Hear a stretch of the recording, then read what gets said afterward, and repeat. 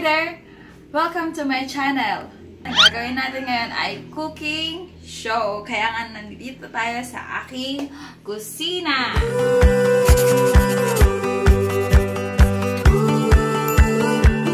By the way, someone gave me a gift. Look around! Everybody behind us crying! Woo! To Ms. Zarange G. La Peña from Jackie Legaspi Jr. Wow, napaka-thoughtful mo naman, Jackie. I hope to see you soon. Ito yung #1 fan ko na nagko-comment palagi sa aking mga video. Thank you very much. Okay, so sabi dito, happy 150 subscribers. Thank you. Okay, so more power vlogs and subscribers. Thank you, Jackie. Come on, let's find out kung ano alaman ng gift na ito. Wow! Butcheron! Wow, napakasarap ito. I like it very much. Okay, thank you, Jackie. Ito. So, later on, we will have a review on this one. Tingnan natin yung second one. Ooh! Kimchi! May Mr. Kimchi tayo by Jackie Legaspi. Galing naman ni Jackie Legaspi. Meron siyang bentang kimchi at butcheron. So, for more information sa kanyang Mr. Kimchi at butcheron, just click the link of his page. O kaya, mamaya ipapakita natin ang kanyang contact number for his business. Okay? Open for reseller and wholesaler daw ito.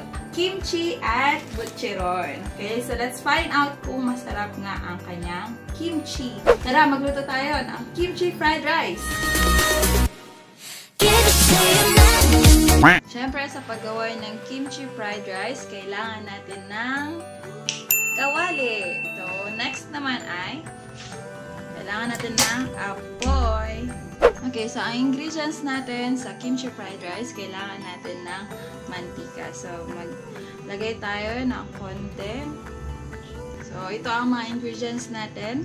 Kailangan natin ng garlic, onion leaves, and hot dog. So, it's up to you kung ano ang gusto ninyong meat. So, una muna, gisahin natin ang garlic. Yan. So, hintayin natin maging brown ang garlic. Pero tandaan, huwag masyadong brown. Umitim. So, this is my first time na gumawa ng kimchi fried rice. Kasi, usually, ang ginagawa namin na kimchi rice ay hindi namin siya pina-fried. Okay, so ganun na mismo. Yan, so pwede na siguro ito. So, next is onion leaves. Okay, nasa sa inyo naman kung lalagyan nyo siya ng onion leaves. Next one is yung hotdog natin, yung meat ninyo. Ang kimchi, so huwag natin ilalagay lahat pati yung juice niya. Later part na lang siya. So, it's up to you rin kung nakadepende sa'yo kung gaano karaming kimchi. Take note, you know what, ang benefits ng kimchi, according to my research, kimchi is rich in vitamin A and C due to its fermentation. And also, it could increase antioxidants. Pwede nyo kainin ang kimchi na ganun lang, side dish lang. The next one is yung rice.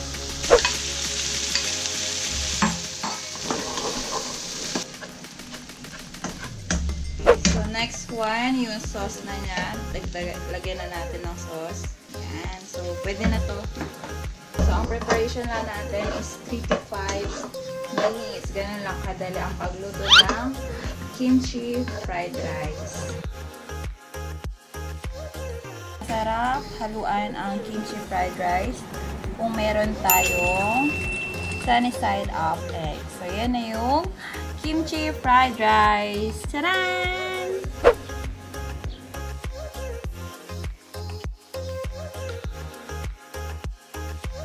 So, ngayon, titikman natin Kayo mo naman inaaw. Yes, ladies and gentlemen, The Miz is the... Okay, so ito na yung product natin. Finished product ng kimchi fried rice with sunny side up egg. So ngayon, tasting na. Tara kung masarap. Taste na natin. Masarap ang kimchi fried rice. Lalo na ang Mr. Kimchi ni Jackie Legaspi. So, hindi pa ako nag-lunch.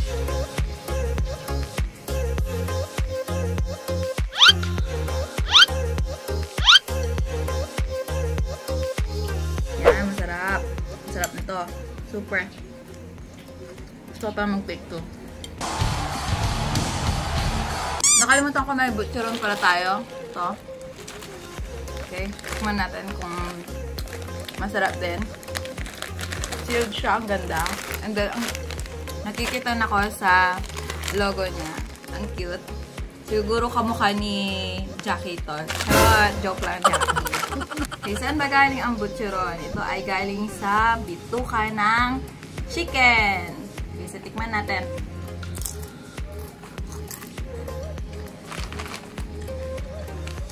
Ang sarap. Hindi siya ganoon kaalat. Pero mas best ito kapag ka merong suka.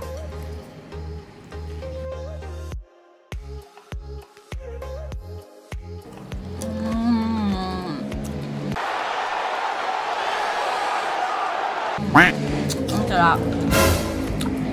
I like it. Okay, pero ang pagkain ng butcheron ay in moderation lang.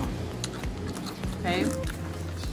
Pwede itong butcheron na ito sa pampulutan, merienda, o kaya pang sahog sa ulam. Thanks for watching my video. Tara, kain na tayo. Bye-bye!